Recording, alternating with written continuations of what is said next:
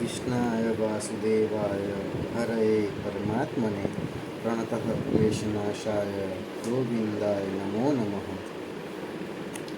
અધ્યાય ત્રીજો, હિરણ્યકશ્યપની તપસ્યા અને વરદાન પ્રાપ્તિ.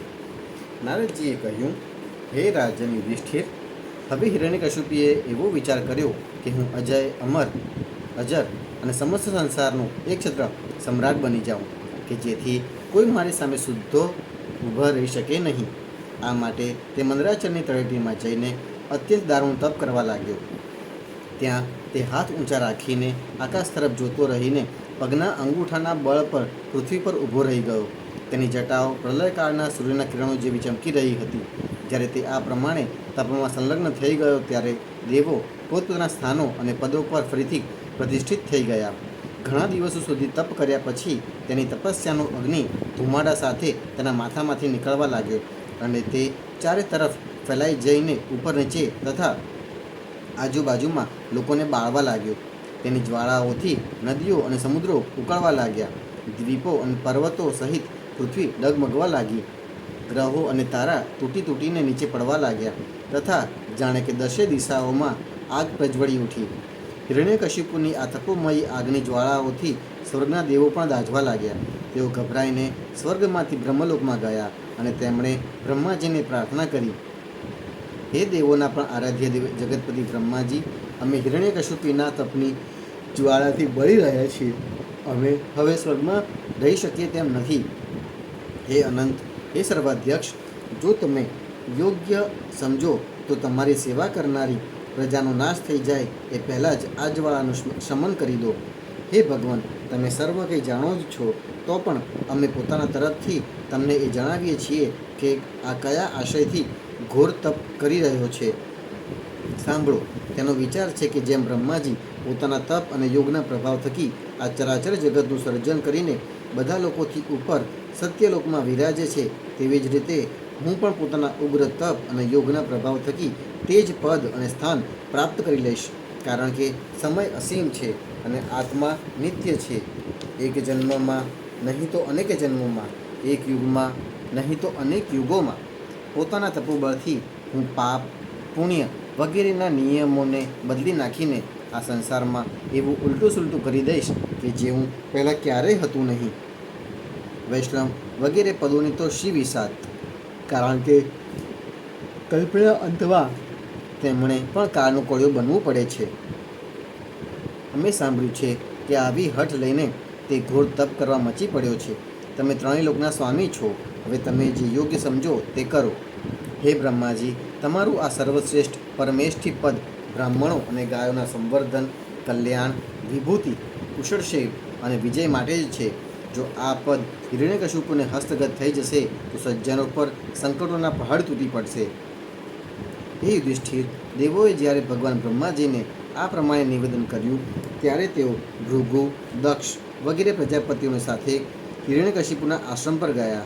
ત્યાં જઈને પહેલાં તો તેઓ તેને જોઈ જ ન શક્યા, કારણ કે ઉદયની માટી, ઘાસ અને વાંસના વૃક્ષોથી તેમનું શરીર ઢંકાઈ ગયું હતું. કીડીઓ તેના મેદ, ચરબી, ત્વચા, માંસ અને લોહી ચાટી ચૂસી ગઈ હતી. વાદળોથી ઢંકાયેલા સૂર્ય જેવો તે પોતાના તપના તેજથી લોકોને તપાવી રહ્યો હતો. તેને જોઈને બ્રહ્માજી પણ વિસ્મિત થઈ ગયા. પછી તેમણે હસતા હસતા કહ્યું, બ્રહ્માજીએ કહ્યું, હે કશ્યપ સુત હિરણ્યકશિપુ, ઉઠો, જાગો, તમારું કલ્યાણ થાઓ. હવે તમારી તપસ્યા સિદ્ધ થઈ ગઈ છે. હું તમને વરદાન આપવા આવ્યો છું. તમારી જે ઈચ્છા હોય નિસંકોચપણે તે માગી લો. મેં તમારા હૃદયનું અદ્ભુત બળ જોઈ લીધું છે અને મચ્છરોએ તમારું શરીર ફોલી ખાધું છે, તો પણ તમારા પ્રાણ અસ્થિ માત્રાના સહારે ટકેલા છે. આવી કઠણ તપસ્યા આ પહેલાં ભૂતકાળમાં કોઈ ઋષિએ કરી નથી અને આગળ પણ કોઈ કરી શકશે નહીં. ભલા એવું તે કોણ છે કે જે દેવતાઓના 100 વર્ષ સુધી પાણી વિના જીવિત રહી શકે? હે દિતિનંદન હિરણ્યકશિપુ, તમારું આ કામ મોટા મોટા ધીર પુરુષો માટે પણ દુષ્કર છે. મને તમે પોતાની આ તપોનિષ્ઠાથી પોતાના વશમાં કરી લીધો છે. હે અસુર શ્રેષ્ઠ, આનાથી પ્રસન્ન થયેલો હું તમને તમે જે કંઈ માગો તે આપી દઈશ. તમે છો મરણધર્મા અને હું છું અમર, તેથી તમને મારું આ દર્શન નિષ્ફળ થઈ શકે નહીં. નારદજી કહે છે, હે યુધિષ્ઠિર, આ પ્રમાણે કહીને બ્રહ્માજીએ તે હિરણ્યકશિપુના કીડીઓથી ફોલી ખવાયેલા શરીર પર પોતાના કમંડળનું દિવ્ય અને અમોઘ, કદીએ નિષ્ફળ નહીં થનારું પ્રભાવશાળી જળ છાંટ્યું. જેમ લાકડાના ઢગલામાંથી આગ ભભૂકી ઉઠે તેવી જ રીતે તે જળ છાંટતા જ વાંસ અને ઉધઈની માટી વચ્ચેથી તે બહાર નીકળી ઊભો થઈ ગયો. તે સમયે તેનું શરીર બધા અવયવોથી સંપૂર્ણ તેમજ બળવાન થઈ ગયું. ઇન્દ્રિયોમાં શક્તિ આવી ગઈ અને મનમાં ચેતના આવી ગઈ. તેના બધા અંગો વજ્ર જેવા કઠોર અને તપાવેલા સુવર્ણ જેવા ચમકદાર થઈ ગયા હતા. તે નવયુવાન થઈને ઊભો થઈ ગયો. તેમણે જોયું કે આકાશમાં હંસ પર આરૂઢ બ્રહ્માજી ઉપસ્થિત છે. તેમને જોઈને તેને ઘણો આનંદ થયો. પોતાનું માથું જમીન પર ટેકવીને તેમને નમસ્કાર કર્યા. પછી હાથ જોડીને નમ્ર ભાવે ઊભો થયો અને અત્યંત પ્રેમપૂર્વક પોતાના નિષ્પલક નેત્રોથી તેમને નિહાળતો રહીને ગદગદ વાણીથી સ્તુતિ કરવા લાગ્યો. તે સમયે તેના નેત્રોમાંથી આનંદના અશ્રુ ઉભરાઈ રહ્યા હતા અને આખું શરીર પુલકિત થઈ રહ્યું હતું. હિરણ્યકશિપુએ સ્તુતિ કરતાં કહ્યું, હે પ્રભુ, કલ્પના અંતમાં આ સમસ્ત સૃષ્ટિ કાળથી પ્રેરિત તમોગુણથી ગાઢ અંધકારથી ઢંકાઈ ગઈ હતી. તે સમયે સ્વયં પ્રકાશ સ્વરૂપ આપે પોતાના તેજથી તેને ફરીથી પ્રગટ કરી હતી. આપ જ પોતાના ત્રિગુણમય આ સૃષ્ટિની રચના, તેનું રક્ષણ અને તેનો સંહાર કરો છો. આપ રજોગુણ, સત્વગુણ અને તમોગુણના આશ્રય છો. આપ જ સર્વાતીત અને મહાન છો. આપને હું નમસ્કાર કરું છું. આપ જગતનું આદિ કારણ છો. જ્ઞાન અને વિજ્ઞાનની આપની મૂર્તિઓ છે. પ્રાણ, ઇન્દ્રિયો, મન, બુદ્ધિ વગેરે વિકારો વડે આપે પોતાને પ્રગટ કર્યા છે. આપ મુખ્ય પ્રાણ સૂત્રાત્મા રૂપે ચરાચર જગતને પોતાના નિયંત્રણમાં રાખો છો. આપ જ પ્રજાના રક્ષક છો. હે ભગવાન, ચિત્ત, ચેતના, મન અને ઇન્દ્રિયોના સ્વામી આપ જ છો. પંચભૂતો, શબ્દાદિ વિષય અને તેમના સંસ્કારોના રચયિતા પણ મહતત્વના રૂપમાં આપ જ છો. હોતા, અધ્વર્યુ, બ્રહ્મા અને ઉદ્ગાતા, આ ઋત્વી જ્યોતિથી થતા યજ્ઞનું પ્રતિપાદન કરનારા વેદ આપનું જ શરીર છે. તેમના વડે જ આપ અગ્નિષ્ટોમ વગેરે 7 યજ્ઞોનો વિસ્તાર કરો છો. આપ જ સમસ્ત પ્રાણીઓના આત્મા છો, કારણ કે આપ અનાદિ, અનંત, અપાર, સર્વજ્ઞ અને અંતર્યામી છો. આપ જ કાળ છો. આપ પ્રતિક્ષણ સાવધાનીપૂર્વક પોતાના ક્ષણ, લવ વગેરે વિભાગો વડે લોકોનું આયુષ્ય ક્ષીણ કરતા રહો છો. આમ છતાં આપ તો નિર્વિકાર જ છો, કારણ કે આપ જ્ઞાન સ્વરૂપ પરમેશ્વર, અજન્મા, મહાન અને સમસ્ત જીવોના જીવનદાતા અંતરાત્મા છો. હે પ્રભુ, કાર્ય, કારણ, ચલ, અચલ એવી કોઈ પણ વસ્તુ નથી કે જે આપનાથી ભિન્ન હોય. સમસ્ત વિદ્યાઓ અને કળાઓ એ આપનું શરીર છે. આપ ત્રિગુણમયી માયાથી અતીત સ્વયં બ્રહ્મ છો. આપ સ્વર્ણમય બ્રહ્માંડ આપના ગર્ભમાં સ્થિત છે. આપ તેને પોતાનામાં જ પ્રગટ કરો છો. હે પ્રભુ, આ વ્યક્ત બ્રહ્માંડ આપનું સ્થૂળ શરીર છે. એનાથી આપ ઇન્દ્રિયો, પ્રાણ અને મનના વિષયોનો ઉપભોગ કરો છો. પરંતુ તે સમયે પણ આપ પોતાના પરમ ઐશ્વર્યમય સ્વરૂપમાં જ સ્થિત રહો છો. વાસ્તવમાં આપ પુરાણ પુરુષ, સ્થૂળ સૂક્ષ્મથી પર બ્રહ્મ સ્વરૂપ જ છો. આપ પોતાના અનંત અને અવ્યક્ત સ્વરૂપથી સમસ્ત જગતમાં વ્યાપ્ત છો. ચેતન અને અચેતન એ બંને તમારી શક્તિઓ છે. હે ભગવાન, હું આપને નમસ્કાર કરું છું. હે પ્રભુ, આપ તમામ વરદાતાઓમાં શ્રેષ્ઠ છો.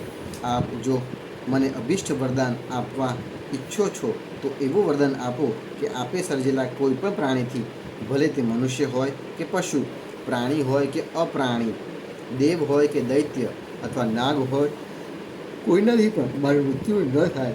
અંદર કે બહાર, દિવસે કે રાત્રે, આપે સર્જેલા પ્રાણીઓ ઉપરાંત અન્ય કોઈ પણ જીવથી, અસ્ત્ર કે શસ્ત્રથી, પૃથ્વી પર કે આકાશમાં ક્યાંય પણ મારું મૃત્યુ ન થાય. યુદ્ધમાં કોઈ મારો પ્રતિકાર ન કરી શકે. હું સમસ્ત પ્રાણીઓનો એક છત્ર સમ્રાટ થાઉં. ઇન્દ્ર વગેરે સમસ્ત લોકપાલોમાં જેવો આપનો મહિમા છે તેવો જ મારો પણ થાય.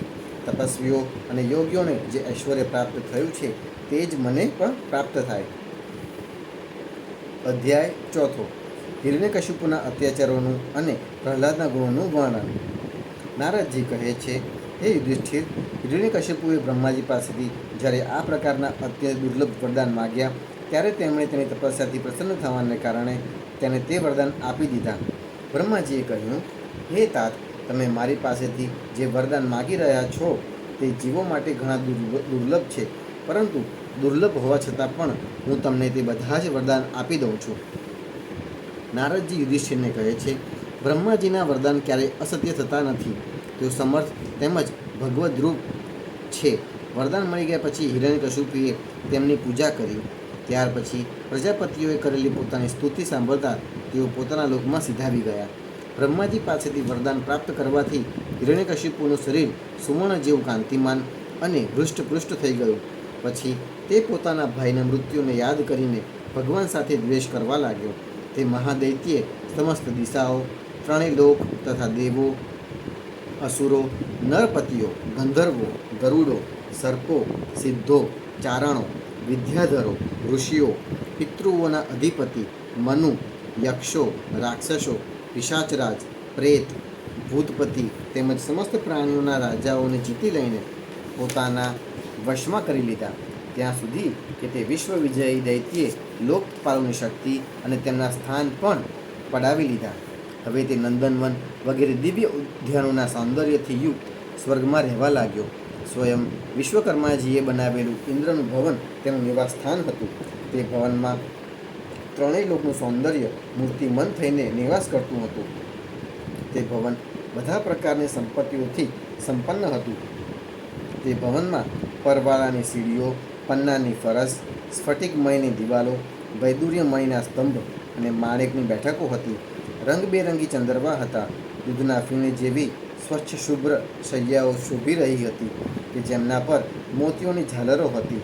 સર્વાંગ સુંદર અપ્સરાઓ પોતાના નુપુરોના રણઝણ ધ્વનિ કરતી રત્નમય ભૂમિ પર અહીં તહીં ટહેલતી હતી અને ક્યારેક ક્યારેક તેમાં પોતાનું સુંદર મુખ નિરખતી હતી. મહેન્દ્રના તે મહેલમાં મહાબળવાન અને મહામનસ્વી હિરણ્યકશ્યપુ બધા લોકને જીતીને સૌનો એક છત્ર સમ્રાટ બનીને અત્યંત સ્વતંત્રતાપૂર્વક વિહાર કરવા લાગ્યો. તેનું શાસન એટલું કઠોર હતું કે તેનાથી ભયભીત થઈને દેવો અને દાનવો તેના ચરણોની વંદના કરતા હતા. તે તીવ્ર ગંધવાળી મદિરા પીને મદોન્મત્ત રહેતો હતો. તેની આંખો લાલ અને ચઢેલી રહેતી હતી. તે સમયે તે તપ, યોગ તથા શારીરિક અને માનસિક બળનો પુંજ હતો. બ્રહ્મા, વિષ્ણુ અને મહાદેવજી સિવાય બધા જ દેવો અનેક પ્રકારની ભેટો દ્વારા તેની સેવામાં રત રહેતા હતા. તે પોતાના પુરુષાર્થથી ઇન્દ્રાસન પર બેસી ગયો ત્યારે હે યુધિષ્ઠિર, વિશ્વાવસુ, તુંબુરુ તથા અમે બધા લોકો તેની સામે ગાન કરતા હતા. ગંધર્વો, સિદ્ધો, ઋષિજનો, વિદ્યાધરો અને અપ્સરાઓ વારંવાર તેની સ્તુતિ કરતા હતા. હે યુધિષ્ઠિર, તે એટલો તેજસ્વી હતો કે વર્ણાશ્રમ ધર્મનું પાલન કરનારા મનુષ્યો મોટી મોટી દક્ષિણાવાળા જે યજ્ઞો કરતા તેમના તે યજ્ઞોની આહુતિ તે પોતે છીનવી લેતો હતો. પૃથ્વીના 7 દ્વીપો પર તેનું અખંડ રાજ્ય શાસન હતું. સઘળી જગ્યાએ ખેતી કર્યા વિના જ ધરતી ધાન્ય આપતી હતી. તે જે કંઈ ઈચ્છતો તે તેને અંતરિક્ષમાંથી મળી જતું હતું તથા આકાશ તેને જાત જાતની આશ્ચર્યજનક વસ્તુઓ બતાવીને તેનું મનોરંજન કરતું હતું. આ જ પ્રમાણે ખારા પાણીનો, મદિરાનો, ઘીનો, શેરડીના રસનો, દહીંનો, દૂધનો અને મીઠા પાણીનો એ 7 સમુદ્રો પોતપોતાની પત્નીઓ, નદીઓ સહિત મોજાઓ મારફતે તેની પાસે રત્નો પહોંચાડતા હતા. પર્વતો પોતાની તળેટીઓ રૂપી તેને માટે ક્રીડાસ્થાન પૂરા પાડતા હતા અને વૃક્ષો બધી ઋતુઓમાં ફૂલતા ફળતા હતા. બધા લોકપાલોના વિભિન્ન ગુણો તે એકલો જ ધારણ કરતો હતો. આ પ્રમાણે દિગ્વિજયી અને એક છત્ર સમ્રાટ થઈને તે પોતાને ગમતા વિષયોનો સ્વચ્છંદપણે ઉપભોગ કરવા લાગ્યો. પરંતુ આટલા વિષયોથી પણ તેને તૃપ્તિ થવા ન પામી, કારણ કે આખરે તો તે ઇન્દ્રિયોનો જ દાસ હતો.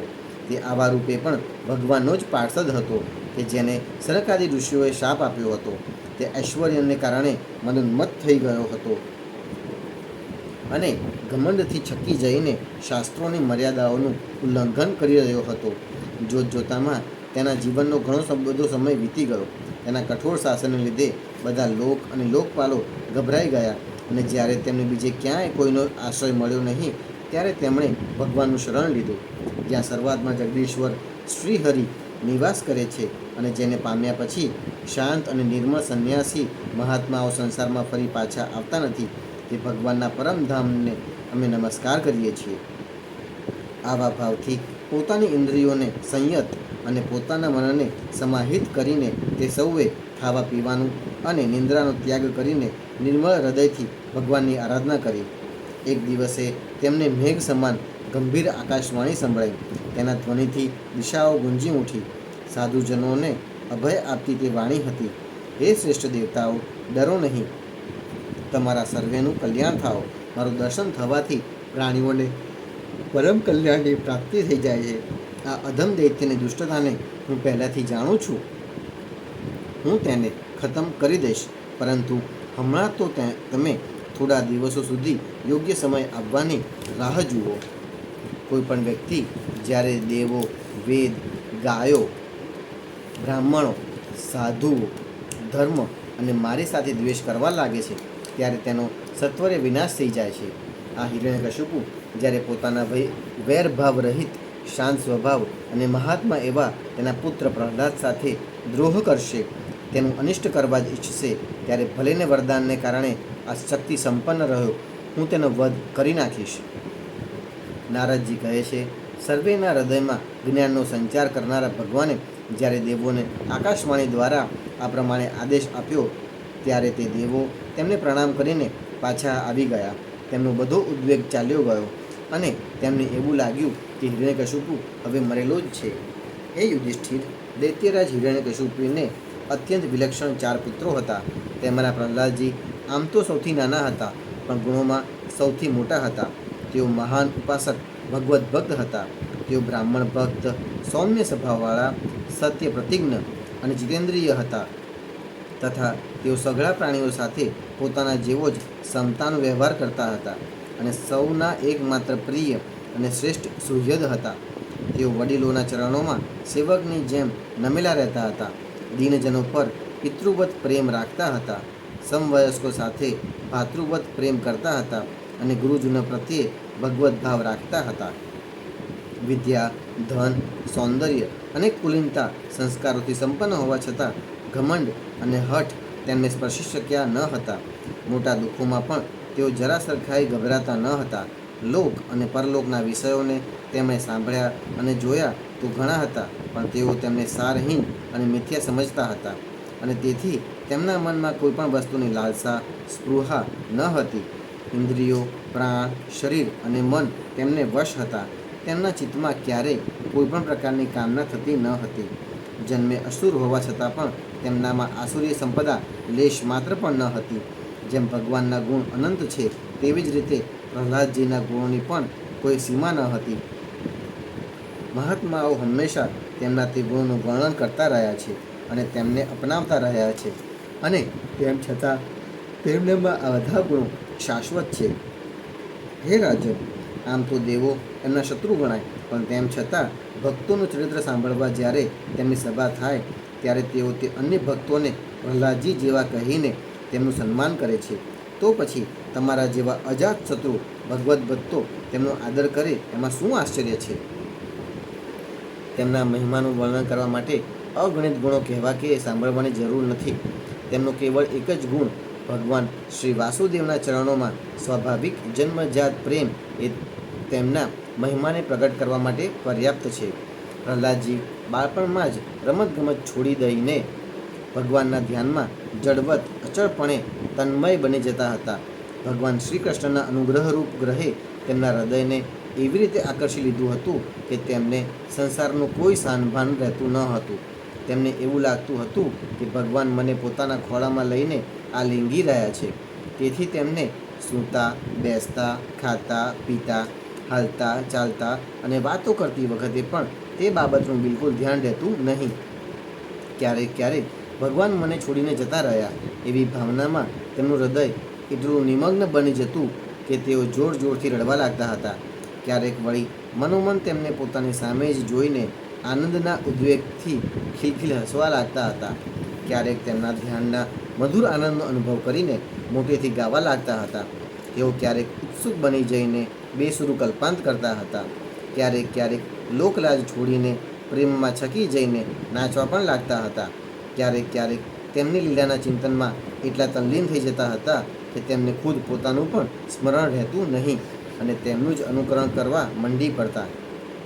ક્યારેક ભીતર જ ભગવાનનો કોમળ સંસ્પર્શ અનુભવીને આનંદમગ્ન થઈ જતા અને ચૂપચાપ શાંત થઈને બેઠા રહેતા. તે સમયે તેમનું રૂવું પુલકિત થઈ ઉઠતું. તેમની અધખુલી આંખો અવિચળ પ્રેમ અને આનંદના આંસુઓથી ભરાયેલી રહેતી. ભગવાન શ્રી કૃષ્ણના ચરણ કમળોની આવી ભક્તિ અકિંચન ભગવત પ્રેમી મહાત્માઓના સંગથી જ પ્રાપ્ત થાય છે. એનાથી તેઓ પોતે તો પરમાનંદમાં મગ્ન રહેતા જ હતા, પણ સાથે સાથે તે લોકોને વારંવાર શાંતિ પ્રદાન કરતા રહેતા હતા કે જે બિચારાઓનું મન કુસંગને કારણે અત્યંત દિનહીન થઈ ગયું હોય. હે રાજન, પ્રહલાદજી ભગવાનના પરમ પ્રેમી ભક્ત, પરમ ભાગ્યવાન અને ઊંચી કોટીના મહાત્મા હતા. હિરણ્યકશિપુ આવા સાધુ પુત્રને પણ અપરાધી જણાવીને તેમનું અનિષ્ટ કરવાની કોશિશ કરવા લાગ્યો. યુધિષ્ઠિરે પૂછ્યું, હે દેવર્ષિ, તમારું વ્રત અખંડ છે. હવે અમે તમારી પાસેથી એ જાણવા ઈચ્છીએ છીએ કે હિરણ્યકશિપુએ પોતે પિતા હોવા છતાં પણ આવા શુદ્ધ હૃદયના મહાત્મા પુત્ર સાથે શા માટે દ્રોહ કર્યો? પિતા તો સ્વાભાવિકપણે જ પોતાના પુત્રોને પ્રેમ કરે છે. જો પુત્ર કોઈ વિપરીત કામ કરે તો તેને શિક્ષા કરવા માટે ધમકાવે છે. શત્રુની જેમ તેની સાથે વેર વિરોધ તો નથી જ કરતા. તો પછી પ્રહલાદજી જેવા અનુકૂળ શુદ્ધ હૃદય અને ગુરુજનોમાં ભગવત ભાવ રાખનારા પુત્ર સાથે ભલા કોઈ દ્વેષ કઈ રીતે કરી શકે? હે પ્રભુ, તમે સર્વ કંઈ જાણો જ છો. અમને એ જાણીને ઘણું કુતૂહલ થઈ રહ્યું છે કે પિતાએ દ્વેષને કારણે પુત્રને મારી નાખવાનું ઈચ્છ્યું. હે બ્રહ્મન, તમે કૃપા કરીને અમારા કુતૂહલનું શમન કરો. અધ્યાય 5. હિરણ્યકશિપુ દ્વારા પ્રહલાદજીના વધનો પ્રયત્ન. નારદજી કહે છે, હે યુધિષ્ઠિર, દૈત્યોએ ભગવાન શુક્રાચાર્યજીને પોતાના પુરોહિત બનાવ્યા હતા.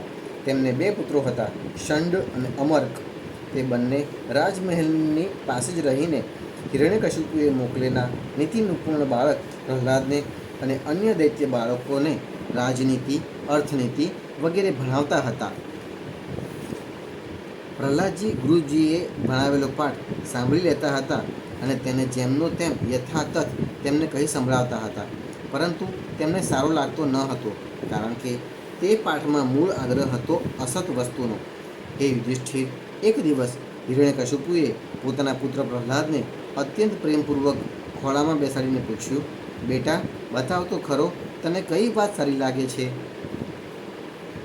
પ્રહલાદજીએ કહ્યું, હે પિતાજી, સંસારી જીવો હું અને મારુંનો મિથ્યા આગ્રહ સેવીને હંમેશા અત્યંત ઉદ્વિગ્ન રહે છે. આવા પ્રાણીઓ માટે હું એ જ યોગ્ય સમજું છું કે તેઓ આત્માનું પતન કરનારા ઘાસથી ઢંકાયેલા અંધારા કૂવા જેવા પોતાના ઘરને છોડીને વનમાં ચાલ્યા જાય અને ભગવાન શ્રીહરિનું શરણ ગ્રહણ કરી લે. નારદજી કહે છે, પ્રહલાદજીના મુખેથી શત્રુ પક્ષની પ્રશંસાપૂર્ણ વાત સાંભળીને હિરણ્યકશિપુએ અટ્ટહાસ્ય કર્યું. તેણે કહ્યું, બીજાઓના બહેકાવવાથી બાળકોની બુદ્ધિ આ રીતે બગડી જાય છે. લાગે છે કે ગુરુજીના ઘરમાં વિષ્ણુના પક્ષપાતી થોડા બ્રાહ્મણો વેશ બદલીને રહે છે. હવેથી બાળકની સારી રીતે સંભાળ રાખવામાં આવે કે જેથી આની બુદ્ધિ બહેકી ન જાય. દૈત્યોએ પ્રહલાદજીને જ્યારે ગુરુજીના ઘરે મોકલી દીધા ત્યારે પુરોહિતોએ તેમની પ્રશંસા કરીને સમજાવીને મધુરવાણીમાં પૂછ્યું, બેટા પ્રહલાદ, તારું કલ્યાણ થાવ. સાચે સાચું કહેજે, જૂઠું ન બોલતો. તારી આ બુદ્ધિ વિપરીત કેમ થઈ ગઈ? બીજા કોઈ બાળકની બુદ્ધિ તો આવી નથી થઈ. કુળનંદન પ્રહલાદ, કહે તો ખરો, અમે તારા ગુરુજનો એ જાણવા ઈચ્છીએ છીએ કે તારી બુદ્ધિ જાતે જ આવી થઈ ગઈ છે કે પછી કોઈએ ખરેખર તને બહેકાવ્યો છે? પ્રહલાદજીએ કહ્યું, આ મારું છે અને આ પારકું. એવો મિથ્યા આગ્રહ ભગવાનની માયાથી જ લોકોમાં જોવા મળે છે. તે માયાપતિ ભગવાનને હું નમસ્કાર કરું છું. તે ભગવાન જ જ્યારે કૃપા કરે છે ત્યારે મનુષ્યોની પશુ બુદ્ધિનો નાશ થઈ જાય છે. આ પશુ બુદ્ધિને કારણે જ તો હું આ છું અને પેલું મારાથી ભિન્ન છે એવા પ્રકારનો મિથ્યા ભેદભાવ પેદા થાય છે. પરમાત્મા જ સર્વનો આત્મા છે. તેમને અજ્ઞાનીજનો જાણતા નથી. તેથી આ મારું અને આ પારકું એવો ભેદભાવ રાખીને વર્ણન કરે છે, કારણ કે તેમના માટે તે પરમાત્માના તત્વને જાણવું ઘણું જ મુશ્કેલ છે. અને બ્રહ્મા વગેરે મોટા મોટા વેદવેત્તાઓ એ વિશે મોહિત થઈ જાય છે. બસ તે જ પરમાત્મા તમારા શબ્દોમાં મારી બુદ્ધિ બગાડી રહ્યા છે. હે ગુરુજી, જેમ ચુંબકની પાસે લોઢું પોતે જ ખેંચાઈ આવે છે, તેવી જ રીતે ચક્રપાણી ભગવાનની સ્વચ્છંદ ઈચ્છાશક્તિથી મારું ચિત્ત પણ સંસારથી અલગ થઈને તેમની તરફ આપમેળે ખેંચાઈ જાય છે. નારદજી કહે છે, પરમ જ્ઞાની પ્રહલાદજી પોતાના ગુરુજીને આટલું કહીને ચૂપ થઈ ગયા. બિચારા પુરોહિત રાજાના સેવક હતા, પરાધીન હતા. તેઓ ગભરાઈ ગયા. તેમણે ક્રોધથી પ્રહલાદજીને ધમકાવી નાખ્યા અને કહ્યું, અરે કોઈ મારી સોટીએ તો લાવો. આ અમારી કીર્તિમાં કલંક લગાડી રહ્યો છે. આ દુષ્ટ બુદ્ધિ કુલાંગારને સરખો કરવા માટે ચોથો ઉપાય દંડ જ બરાબર રહેશે. દૈત્યોના વંશના ચંદનવનમાં આ કાંટાળો બાવળ ક્યાંથી પેદા થયો? જે વિષ્ણુ આ વનના મૂળ કાપવામાં કુહાડીનું કામ કરે છે, આ નાદાન બાળક તેમનો જ હાથો બની રહ્યો છે. આ પ્રમાણે ગુરુજીએ વિવિધ રીતે ડરાવી ધમકાવીને પ્રહલાદજીને અર્થ, ધર્મ તથા કામ સંબંધી ઉપદેશ આપ્યો. થોડા સમય પછી જ્યારે ગુરુજીએ જોયું કે પ્રહલાદજીએ સામ, દામ, ભેદ અને દંડ વિશેની બધી વાતો જાણી લીધી છે, ત્યારે તેઓ તેમને તેમની માતા પાસે લઈ ગયા. માતાએ ઘણા વાલથી તેમને નવડાવી ધોવડાવીને સારી રીતે કપડાં ઘરેણાથી સજાવી દીધા. ત્યાર પછી તેઓ તેમને હિરણ્યકશિપુ પાસે લઈ ગયા. પ્રહલાદજી પોતાના પિતાના ચરણોમાં પડ્યા. હિરણ્યકશિપુએ તેમને આશીર્વાદ આપ્યા અને બંને હાથોથી ઉંચકી લઈને ઘણી વાર સુધી ગળે લગાડી રાખ્યા. તે સમયે દૈત્યરાજનું હૃદય આનંદથી ઉભરાઈ રહ્યું હતું. હે યુધિષ્ઠિર, હિરણ્યકશિપુએ પ્રસન્ન વદન પ્રહલાદજીને પોતાના ખોળામાં બેસાડીને તેમનું માથું સૂંઘ્યું. તેની આંખોમાંથી પ્રેમના આંસુ વહીને પ્રહલાદજીના શરીરને ભીંજવવા લાગ્યા. તેમણે પોતાના પુત્રને કહ્યું, હિરણ્યકશિપુએ કહ્યું, બેટા પ્રહલાદ, આટલા સમયમાં તે ગુરુજી પાસેથી જે શિક્ષણ મેળવ્યું છે તેમાંની કંઈક ઉત્તમ વાત હે આયુષ્યમાન તું કહી બતાવ. પ્રહલાદજીએ કહ્યું, હે પિતાજી, ભગવાન શ્રી વિષ્ણુની ભક્તિના 9 પ્રકાર છે. ભગવાનના ગુણ, લીલા, નામ વગેરેનું શ્રવણ, તેમનું કીર્તન, તેમના રૂપ, નામ વગેરેનું સ્મરણ, તેમના ચરણોની સેવા, પૂજા અર્ચના, વંદન, દાસ્ય, સખ્ય અને આત્મનિવેદન. જો ભગવાન પ્રત્યે સમર્પણ ભાવે આ 9 પ્રકારની ભક્તિ કરવામાં આવે તો તેને હું ઉત્તમ અધ્યયન સમજું છું. પ્રહલાદજીના આ વચનો સાંભળીને ક્રોધને લીધે હિરણ્યકશિપુના હોઠ ધ્રુજવા લાગ્યા. તેણે ગુરુપુત્રને કહ્યું, અરે અધમ બ્રાહ્મણ, આ તે શું કર્યું? અરે દુર્બુદ્ધિ, તે મારો અનાદર કરીને આ બાળકને કેવું સાર વિનાનું શિક્ષણ આપ્યું. ચોક્કસ તું અમારા શત્રુઓનો પક્ષપાતી છે.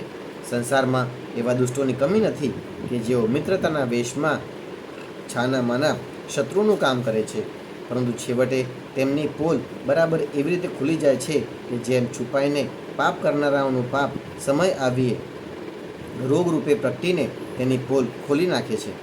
ગુરુપુત્રે કહ્યું, હે ઇન્દ્રશત્રુ, તમારો પુત્ર જે કંઈ બોલી રહ્યો છે તે મારા કે અન્ય કોઈના બહેકાવવાથી નથી બોલતો, પણ હે રાજન, આ તો તેની જન્મજાત સ્વાભાવિક બુદ્ધિ છે. તમે ક્રોધ છોડી દો, નકામો અમને દોષ ન આપો. નારદજી કહે છે, જ્યારે ગુરુજીએ આવો જવાબ આપ્યો ત્યારે હિરણ્યકશિપુએ ફરી પ્રહલાદજીને પૂછ્યું, અરે આવી અહિત કરનારી મિથ્યા અસત બુદ્ધિ તને જો ગુરુમુખેથી નથી મળી તો ક્યાંથી મળી? પ્રહલાદજીએ કહ્યું, પિતાજી, સંસારી લોકો તો દળેલું ફરી દળે છે, ચાવેલું ફરી ચાવે છે. તેમની ઇન્દ્રિયો વશમાં નહીં હોવાને કારણે તેઓ ભોગવેલા વિશે ભોગોને ફરી ફરી ભોગવવા માટે સંસારરૂપી ઘોર નરક ભણી જઈ રહ્યા છે. આવા ઘર ગૃહસ્થીમાં આસક્ત મનુષ્યની બુદ્ધિ આપમેળે કોઈના શીખવવાથી અથવા પોતાના જેવા જ લોકોના સંગને લીધે ભગવાન શ્રી કૃષ્ણમાં જોડાતી નથી. જેઓ ઇન્દ્રિયોથી દેખાતા બાહ્ય વિષયોને પરમ ઇષ્ટ સમજીને મૂર્ખતાને લીધે આંધળાઓની પાછળ ચાલતા આંધળાઓની જેમ ખાડામાં પડવા જઈ રહ્યા છે અને વેદવાણી રૂપી દોરડાના કામ્ય કર્મોના દીર્ઘબંધનમાં બંધાયેલા છે, તેમને એ વાતની ખબર જ નથી કે આપણો પોતાનો સ્વાર્થ અને પરમાર્થ ભગવાન શ્રી વિષ્ણુ જ છે અને તેમને પ્રાપ્ત કરી લેવાથી આપણે બધા પુરુષાર્થોની પ્રાપ્તિ થઈ શકે છે. જેમની બુદ્ધિ ભગવાનના ચરણ કમળોનો સ્પર્શ કરી લે છે તેમના જન્મ મરણરૂપ અનર્થનો સર્વથા નાશ થઈ જાય છે. પરંતુ જેઓ અકિંચન ભગવત પ્રેમી મહાત્માઓની ચરણરજમાં સ્નાન કરી લેતા નથી તેમની બુદ્ધિ કામ્ય કર્મોનું સંપૂર્ણ સેવન કરવા છતાં પણ ભગવાનના ચરણોનો સ્પર્શ કરવા પામતી નથી. આટલું કહીને પ્રહલાદજી ચૂપ થઈ ગયા.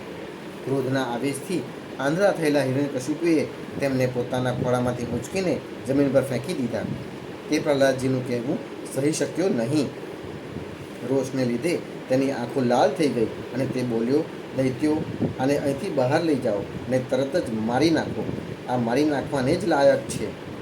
જુઓ તો ખરા, જેણે આના કાકા હિરણ્યાક્ષને મારી નાખ્યો તે જ વિષ્ણુના ચરણોની પૂજા આ અધમ પોતાના સુહૃદ સ્વજનોને છોડીને દાસની જેમ કરે છે. સંભવ છે કે મારા ભાઈને મારનાર વિષ્ણુ જ પુત્રના રૂપમાં આવ્યો છે. આ હવે વિશ્વાસપાત્ર નથી. 5 વર્ષની અવસ્થામાં તેણે દુસ્તજ્ય એવા પોતાના માતા પિતાના વાત્સલ્ય પ્રેમને ભૂલાવી દીધો. તે કૃતજ્ઞ ભલા વિષ્ણુને હિત કરશે. કોઈ બીજું પણ જો ઔષધની જેમ ભલાઈ કરે તો તે એક રીતે પુત્ર જ છે, પરંતુ જો પોતાનો પુત્ર જ અહિત કરવા માંડે તો તે રોગના જેવો શત્રુ છે. પોતાના જ શરીરના કોઈ અંગથી જો સમગ્ર શરીર હાનિ થતી હોય તો તેને કાપી નાખવું જોઈએ, કારણ કે તેને કાપી નાખવાથી બાકીનું શરીર સુખેથી જીવી શકે છે. આ સ્વજનનો સ્વાંગ રચીને મારો કોઈ શત્રુ જ આવ્યો છે. જેમ યોગીની ભોગલુલુપ ઇન્દ્રિયો તેનું અનિષ્ટ કરે છે તેવી જ રીતે આ મારું અહિત કરનારો છે. તો ખાતા સૂતા બેસતા ગમે તે સમયે તેને કોઈ પણ ઉપાયથી મારી નાખો.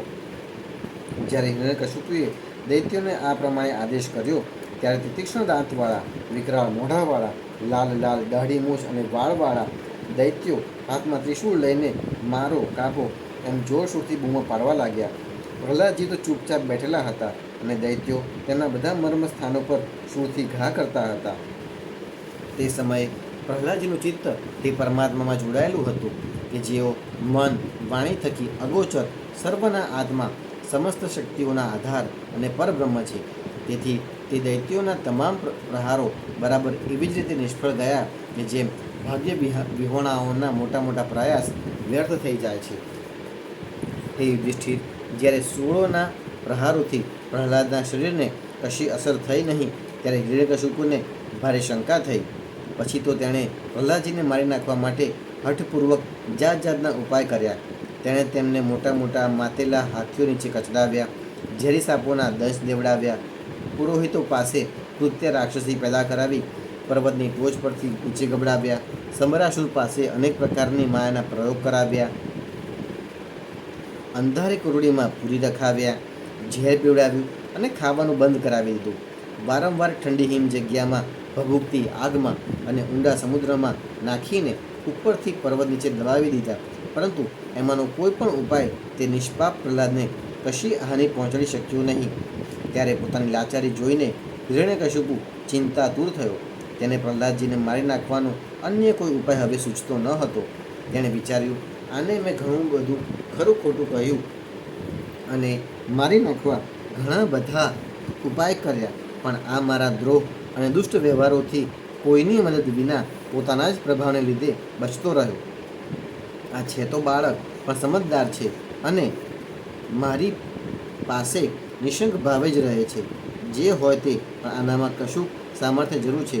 જે શુનઃશેપ પોતાના પિતાના દુષ્કૃત્યોને લીધે તેનો વિરોધી થઈ ગયો હતો, એવી જ રીતે આ પણ મારા અકૃત્યોને ભૂલશે નહીં.